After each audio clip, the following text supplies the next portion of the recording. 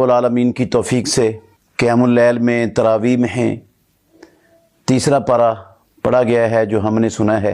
इस पारे की आयत नंबर 275, 276, 77, 78, 79 इन आयात का खुलासा सिर्फ इस वक्त आपके सामने रखना मकसूद है। ये बात हम सब अच्छी तरह जानते हैं और समझते हैं कि इस्लाम अल्लाह रब्बुल आलमीन का दीन है और एक मुकम्मल ज़ाब्ता हयात है इंसानों के लिए। जिस तरह ये इबादात में मुकम्मल रहनुमाई करता है, सियासत में मुकम्मल रहनुमाई करता है, मुआशरत में मुकम्मल रहनुमाई करता है, ऐसे ही मुआमलात में भी मुकम्मल और मईशत में भी मुकम्मल रहनुमाई करता है। तो ये अमन व सलामती का भी दीन है और अमन व सलामती का तकादा है कि जिससे दुनिया में किसी इंसान को नुकसान पहुँचे, तकलीफ़ हो, ज़रर हो, अल्लाह रब्बुल आलमीन ने वो चीज़ अपने बंदों पर हराम कर दी है। उन चीज़ों में से, मुआमलात में से एक चीज़ है सूद। इन आयतों के अंदर अल्लाह रब्बुल आलमीन ने सूद की हुर्मत को साफ साफ वाज़े तौर पर बयान कर दिया है कि हर्रमर रिबा, अल्लाह रब्बुल आलमीन ने सूद को हराम कर दिया है। बल्कि अल्लाह रब्बुल आलमीन ने फरमाया, या अय्युहल्लज़ीना आमनुत्तकुल्लाह वज़रू मा बक़िया मिनर रिबा इन कुंतुम मोमिनीन। अगर तुम ईमान वाले हो तो ईमान का तकादा यह है कि बंदा सूदी कारोबार को मुकम्मल तौर पर ख़त्म कर दे। सूदी लेन देन हो ही नहीं सकता। मुसलमान ईमान और सूद ये दोनों जमा नहीं हो सकते। ये अल्लाह रब्बुल आलमीन के कुरान की इन आयात का फ़ैसला है। और अल्लाह ने फरमाया, फ़इल्लम तफ़अलू फ़अज़नु बिहर्बिम मिनल्लाह व रसूलिह। अगर तुम सूदी मामलात को ख़त्म नहीं करते, सूद लेना देना बंद नहीं करते, तो अल्लाह के और उसके रसूल की तरफ से बड़ी जंग के लिए तैयार रहो। तो ये अल्लाह और उसके रसूल की तरफ से बड़े जंग का फिर ऐलान है। जो अल्लाह के ख़िलाफ़ लड़े, उसके रसूल के ख़िलाफ़ लड़े, हर मुसलमान आसानी से समझ सकता है क्या वो कामयाब हो सकता है। और ये सरीहन दूसरे लोगों पर जुल्म है और ये जुल्म इस्लाम के अंदर हराम है। और ये ज़्यादती इस्लाम इसकी मुसलमानों पर छोड़कर गैर मुस्लिमों पर भी ज़्यादती की इजाज़त नहीं देता। और हम मुसलमानों के साथ ये ज़्यादती वाला सलूक करें तो कैसे हलाल हो जाएगा। ये अमन व सलामती का दुश्मन एक तरीका है, अमल है। इसलिए अल्लाह रब्बुल आलमीन ने इसको बेशुमार नुकसानात हैं, इसके वो नुकसानात बयान करना इस वक्त मकसूद नहीं है। मैं सिर्फ ये बताना चाहता हूँ कि कितना बड़ा गुनाह है, आप अंदाज़ा लगाएँ। रसूल मुकर्रम सल्लल्लाहु अलैहि वसल्लम ने लानत फरमाई है सूद खाने वाले पर, सूद खिलाने वाले पर, सूद लिखने वाले पर, सूद के ऊपर गवाह बनने वालों पर। और आपने फरमाया ये सब बराबर हैं। जितना बड़ा गुनाहगार सूद खाने वाला, उतना बड़ा गुनाहगार खिलाने वाला, उतना बड़ा गुनाहगार लिखने वाला, उतने बड़े गुनाहगार उस पर गवाह बनने वाले, सब बराबर हैं। और इमामुल अंबिया मुहम्मदुर रसूलुल्लाह सल्लल्लाहु अलैहि वसल्लम ने फरमाया, सुनन इब्न माजा में हसन दर्जे की हदीस है, अल्लामा नासरुद्दीन अलबानी रहमतुल्लाह अलैह ने उसे सही कहा है कि दिरहम और रिबा अशद्दु मिन सित्ततिन व सलासीना ज़नियतिन। सूद का एक दिरहम 36 मरतबा बदकारी करने से बदतर है। 36 मरतबा बदकारी इतना संगीन मामला नहीं है जितना संगीन मामला एक दिरहम लेना और देना सूद का है। और ये भी हदीस है, रसूलुल्लाह सल्लल्लाहु अलैहि वसल्लम ने फरमाया कि अर्रिबा सबऊना बाबन, सूद के 70 जुज़ हैं, सूद के गुनाह के 70 अज्जा हैं, 70 दर्जे हैं। ऐसरुहा मिस्र अय्यन के हर रजुल उम्महू, जो सबसे छोटा है उनमें से 70 में से वो ऐसे है जैसे बंदा अपनी वालिदा से निकाह कर ले। और ये बात सारे मुसलमान जानते हैं कि वालिदा से निकाह करना कितना बड़ा संगीन जुर्म है। मुहम्मदुर रसूलुल्लाह सल्लल्लाहु अलैहि वसल्लम की ज़िंदगी में तिरमिज़ी शरीफ में हदीस है, एक बंदे ने अपनी वालिदा से निकाह कर लिया था तो प्यारे पैगंबर ने एक सहाबी को झंडा देकर भेजा कि उसका जाकर सर कलम कर दो। उन्होंने जाकर उसको कत्ल कर दिया जिसने ये काम किया था। तो ये सूद का जो सबसे हल्का गुनाह है, सबसे छोटा दर्जा है, वो ऐसे है जैसे बंदा अपनी माँ से निकाह कर ले। और रसूलुल्लाह सल्लल्लाहु अलैहि वसल्लम ने सूद को उन 7 गुनाहों में से, जिनको आपने मुबेकात कहा है, जो इंसानों की दुनिया भी तबाह बर्बाद कर देते हैं, आखिरत भी बर्बाद कर देते हैं, उन 7 गुनाहों में से एक गुनाह रसूलुल्लाह सल्लल्लाहु अलैहि वसल्लम ने सूद को भी करार दिया है। और सूद वाला दुनिया में भी बेहया और बेगैरत बनता है। क्योंकि ये जो अहादीस आपने सुनी हैं, और भी बहुत सारी अहादीस हैं इस हवाले से, इनसे आप गौर करेंगे तो आपको पता चल जाएगा। रसूलुल्लाह सल्लल्लाहु अलैहि वसल्लम ने सूद को बदकारी के साथ मिलाया दोनों अहादीस में। ये नहीं कहा कि सूद जो है ना वो इतनी चोरियों से बड़ा, इतनी डकैतियों से बड़ा, इतने कत्लों से बड़ा और इतने फलां गुनाहों से बड़ा, कहा इतनी बदकारियों से बड़ा है।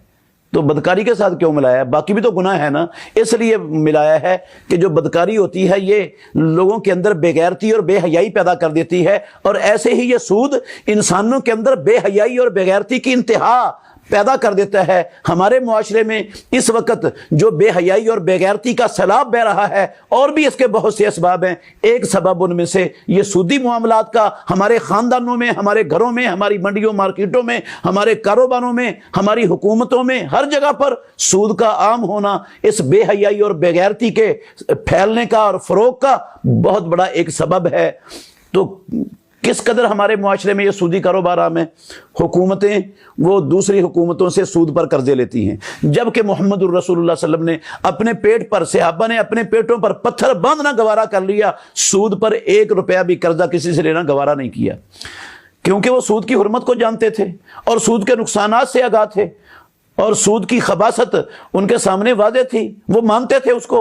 ہم واضح ہونے کے باوجود بھی اس کو ماننے کے لیے تیار نہیں۔ اللہ نے ان آیتوں میں قرآن مجید کے اندر فرمایا یمحق اللہ الربا ویربی صدقات، اللہ سود کو مٹاتا ہے اور صدقات کو بڑھاتا ہے۔ آپ دیکھ لیں پاکستان میں اللہ رب العالمین نے دنیا کی ہر معدنیات جو دنیا کے اندر نہیں پائی جاتی پاکستان کے اندر موجود ہیں، ہر چیز ہونے کے باوجود ہم مسلسل ان قرضوں کی وجہ سے جو دنیا سے حکومتوں سے ہماری حکومتیں لیتی ہیں، ان کی وجہ سے ہم پستی، ذلت اور رسوائی کی اتھاہ گہرائیوں میں پہنچتے جا رہے ہیں۔ وہ ادارے ہم پر اپنی مرضی کی شرائط مسلط کرتے ہیں اور ہم ان کے سامنے چوں بھی نہیں کر سکتے۔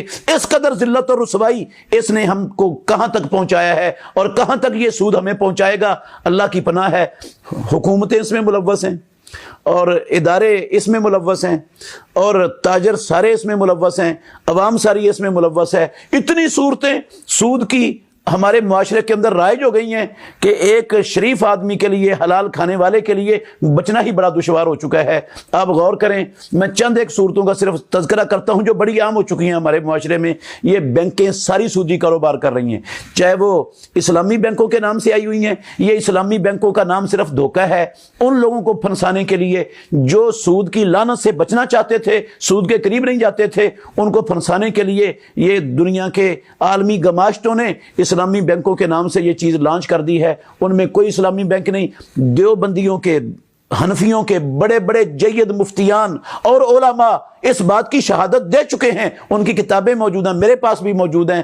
وہ کہتے ہیں کہ یہ اسلامی بینک یہ سود کو ہیلے کے ذریعے حلال کرنے کی کوشش ہے۔ یہ وہی ہیلا جو ہفتے والے دن مچھلیاں پکڑنے والوں نے کیا تھا، وہی ہیلا ان علماء نے جو ہے نا وہ اسلامی بینکوں کے نام سے کر کے سود کو حلال کیا ہے۔ یہ سود اسلامی بینک نہیں ہے، نہ اسلام کے مطابق ہے۔ ان کی آگے تفصیل ہے، وہ میں تفصیل نہیں بتانا چاہتا، میں اللہ کے فضل سے وہ تفصیل بھی جانتا ہوں۔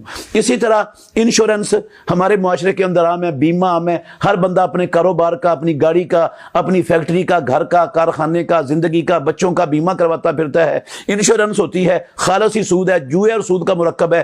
اور ہمارے ان لوگوں نے، اللہ ان کو ہدایت دے، ہدایت ان کے مقدر میں نہیں ہے تو اللہ ان کو سنبھال لے اور مسلمانوں کو ان کی شر سے بچا دے۔ انہوں نے وہی انشورنس کو تکافل کے نام پر، یہ پاک قطر فیملی تکافل ہے، یہ داؤد فیملی تکافل ہے، یہ فلاں تکافل ہے، یہ فلاں تکافل ہے، اسی کو جو ہے نا وہ مختلف نام چینج کر کے اسی کو مسلمانوں کے اندر رائج کر دیا کہ جو اس لعنت سے، سود کی لعنت سے بچنا چاہتا تھا وہ بچ ہی نہ پائے، اس لعنت کا شکار ہو جائے، اور لوگ شکار ہو رہے ہیں دھڑا دھڑ۔ اچھا، پھر صرف اتنا ہی نہیں، یہ لکی کمیٹی ہے، یہ بولی والی کمیٹی ہے، یہ موٹر سائیکل کمیٹی ہے، یہ ساری کمیٹیاں خالصتاً سود ہیں اور جوئے کی بھی مرکب ہیں، اور اللہ رب العالمین نے تو یہ حرام کیا ہوا ہے اور چل رہی ہیں ہمارے معاشرے کے اندر۔ ایسے ہی جو ہے نا یہ نیٹ پر جو کاروبار آج کل چل رہا ہے، آن لائن کاروبار جس کو نام دیا ہے، اس کی بیشتر شکلیں وہ سود کی ہی شکلیں ہیں، حرام ہیں بالکل۔ مثال کے طور پر ایک اکاؤنٹ کھلواتی ہے کمپنی کسی بندے سے کہ اتنے پیسے جمع کرو، آپ کا اکاؤنٹ کھل جائے گا، پھر آپ آن لائن بیٹھ کر اپنے گھر میں کاروبار کرو گے تو آپ کو بڑا منافع ملے گا۔ لوگ کر رہے ہیں اپنے گھروں میں بیٹھے، یہ سارا سودی کاروبار ہے، خالص ہی حرام ہے۔ وہ چیز حقیقت میں نہ بیچی جاتی ہے، نہ خریدی جاتی ہے، نہ وہ ان کے پاس ہوتی ہے، نہ وہ دیکھ سکتے ہیں، نہ اس کو ہاتھ میں پکڑ سکتے ہیں، نہ وہاں سے اس کو منتقل کر سکتے ہیں۔ جہاں وہ چیز پڑی ہوتی ہے، پیسوں کو کمی بیشی کے ساتھ خریدا اور بیچا جا رہا ہوتا ہے، اور اسی کا نام سود ہے۔ یہ آن لائن کی تقریباً 95-97% شکلیں وہ سود اور جوئے کی ہی شکلیں ہیں، چند ایک کوئی ہوں گی۔ یہ اس طرح کی بے شمار کمپنیاں آن لائن کاروبار کر رہی ہیں، کوئی کچھ کہتی ہیں ہمارے پاس پیسے انویسٹ کرو، ہم مزاربت کرتی ہیں، یہ مزاربت کا دھوکہ دے کر وہ بھی سودی کاروبار کر رہی ہیں۔ یہ B4U کمپنی ہے، اس طرح کی اور بے شمار کمپنیاں ہیں، لوگ دھڑا دھڑ ان میں اپنے پیسے انویسٹ کر کے سود کما رہے ہیں اور سود لے رہے ہیں، جو خالصتاً سود ہے۔ اچھا، اس کے علاوہ بھی کچھ تو یہ نیٹ پر کمپنی ہے نا، کچھ خارج میں کمپنی ہے، یہ ٹائمز کمپنی ہے، یہ GMI کمپنی ہے، یہ چینل کمپنی ہے، یہ جو ہے نا اور پتہ نہیں کتنی کمپنیاں ہیں، انہوں نے لوگوں کو لوٹا ہے، لوٹ رہی ہیں، اور سودی کاروبار لوگ دھڑا دھڑ ان کمپنیوں میں شامل ہو کے کرتے جا رہے ہیں۔ اسی طرح ہمارے معاشرے میں یہ گروی کا کاروبار چل پڑا ہے کہ بندہ لوگوں کو سے قرض لیتا ہے، اپنی دکان یا اپنا مکان اس کے پاس گروی رکھ دیتا ہے، یہ کہہ کر کہ جب میں آپ کا قرض واپس کروں گا تو آپ میرا مکان مجھے یا میری دکان مجھے واپس کر دیں گے۔ یہ خالصتاً سود ہے، کیونکہ یہ قرض کے بدلے میں نے قرض دے کر اس کے مکان سے یا دکان سے فائدہ اٹھایا ہے، قرض دے کر کسی سے اس سے فائدہ اٹھانا ہے، اس کا نام سود ہے۔ عبداللہ بن سلام رضی اللہ عنہ نے ابو بردہ بن ابو موسیٰ اشعری سے کہا تھا کہ آپ کوفے میں رہتے ہو، وہاں سود عام ہے، دیکھنا اگر آپ کا کسی بندے پر کوئی حق ہو، وہ توڑی کا گٹھا، چارے کا گٹھا، بھوسے کا گٹھا آپ کو تحفے میں دے، مت لینا، وہ سود ہے۔ تو حق کے بدلے میں کسی کے اوپر حق ہے، اس سے ہم چیزیں لیں، فائدہ اٹھائیں اس حق کے عوض میں، تو یہ سود ہے۔ صحابی عبداللہ بن سلام رضی اللہ عنہ جلیل قدر صحابی ہیں، وہ اس کو سود قرار دے رہے ہیں۔ صحیح بخاری میں امام بخاری رحمۃ اللہ علیہ نے اس کو اپنی صحیح کے اندر درج کیا ہے۔ اور یہ سود کی بے شمار قسموں میں ایک بڑی قسم جس کی سرداری ہے ہماری مارکیٹ میں، وہ ہے نقد اور ادھار کے ریٹ میں فرق۔ نقد چیز 100 روپے کی ملتی ہے اور ادھار وہی چیز 110 روپے کی ملتی ہے، چاہے وہ یکمشت ادھار پیسے ادا کرنے ہوں چاہے قسطوں کی شکل میں ادا کرنے ہوں، یہ بھی خالصتاً سود ہے۔ اس کو مدینے والے امام محمد الرسول اللہ صلی اللہ علیہ وسلم نے اپنی وحی والی زبان سے سود قرار دیا ہے، اور سود ہونے کی وجہ سے اس کو حرام کہا ہے۔ سنن ابو داود میں حدیث ہے، رسول مکرم صلی اللہ علیہ وسلم نے فرمایا، من باع بیعتین فی بیعتن فلہ اوکسہما او الربا، جس شخص نے ایک بیع میں 2 بیعیں کی، اس کے لیے کم پر لینی دینی جائز ہے، ورنہ سود ہے۔ تو یہ ایک بیع میں 2 بیعوں کا مطلب ہی یہ ہے، نقد اتنے کی اور ادھار اتنے کی، فرق ریٹ کا جب فرق ہو جائے گا تو وہ لے وہ ادھار اور لے اتنے کی جتنے کی نقد مارکیٹ میں اس کی قیمت ہے، تو وہ اس کے لیے حلال ہے۔ رسول اللہ صلی اللہ علیہ وسلم نے فرمایا اگر وہ 100 روپے والی چیز 125 کی قسطوں ادھار کی وجہ سے لیتا ہے تو امام الانبیاء محمد الرسول اللہ صلی اللہ علیہ وسلم نے اس کو سود قرار دیا، اور سود ہونے کی وجہ سے اس کو حرام کہا ہے۔ ٹھیک ہے، بعض علماء اس کو جواز کا فتویٰ دیتے ہیں، لیکن ان کا فتویٰ پیارے پیغمبر کے فرمان کے صریحاً خلاف ہونے کی وجہ سے غلط ہے، اور یہ فتویٰ قابل عمل نہیں ہے، مسلمانوں کے لیے حلال نہیں ہے وہ اس غلط فتوے پر جو پیارے پیغمبر کی حدیث کے خلاف ہے عمل کریں۔ اس کے علاوہ بھی بے شمار شکلیں ہیں ہماری مارکیٹ کے اندر جوئے کی اور یہ سود کی، جس کو اللہ رب العالمین نے حرام کیا ہے۔ تو مسلمانوں کو اس لعنت والے کام سے بچ جانا چاہیے، اپنے معاشروں کو بھی بچانا چاہیے، اپنے ملک کو بھی تباہی سے بچانے کے لیے اپنا کردار ادا کرنا چاہیے۔ اور یہ آخرت میں سود کے ذریعے لوگوں کا مال کھا لیں گے نا، تو یہ نہ نمازوں سے، نہ روزوں سے، نہ کسی اور نیکی سے یہ نہیں معاف ہونا، توبہ سے بھی معاف نہیں ہونا، یہ یا تو دنیا میں واپس کرنا پڑے گا، اور دنیا میں کوئی سود خور سود کھا کر کسی کا مال واپس نہیں کرتا، اور نہ کسی کو پتا ہوتا کہ میں نے، اور ایک ہی صورت باقی رہ جائے گی، وہ صورت یہ ہوگی پھر قیامت والے دن اپنی نیکیاں دینی پڑیں گی۔ اگر نیکیاں ختم ہو گئیں تو جن کے اوپر سود کے ذریعے ظلم کیا ہے ان کے گناہ لے کر جہنم میں جانا پڑے گا، پھر کوئی راستہ بچاؤ کا نہیں ہوگا۔ یہ امام الانبیاء محمد الرسول اللہ صلی اللہ علیہ وسلم نے فرمایا ہے، لَتُؤَدُّنَّ الْحُقُوقَ يَوْمَ الْقِيَامَةِ، مسلمانوں قیامت کے دن تم ضرور بھی ضرور جس کا ایک ٹیڑی پیسہ بھی حق مارا ہے وہ ادا کرو گے، تو یہ ادا کرنا پڑے گا میرے محترم بھائیوں۔ اس لیے بچ جائیں، اپنی عاقبت کو بھی بچا لیں، اپنی دنیا کو بھی بچا لیں، اپنے ملک پر بھی رحم فرمائیں۔ میری گزارش ہے اپنے حکمرانوں سے، سیاستدانوں سے، اپنے تاجروں سے کہ وہ اس ملک پر رحم فرمائیں اور یہ سودی معاملات کو ہمیشہ کے لیے دفن کر دیں، چھوڑ دیں، اور حلال کاروبار کریں۔ اسلام نے، اللہ نے جو روزی ہمارے مقدر میں لکھی ہوئی ہے وہ حلال ذرائع سے بھی پروردگار ضرور بھی ضرور ہمیں دے گا۔ آخر دعوانا الحمدللہ رب العالمین۔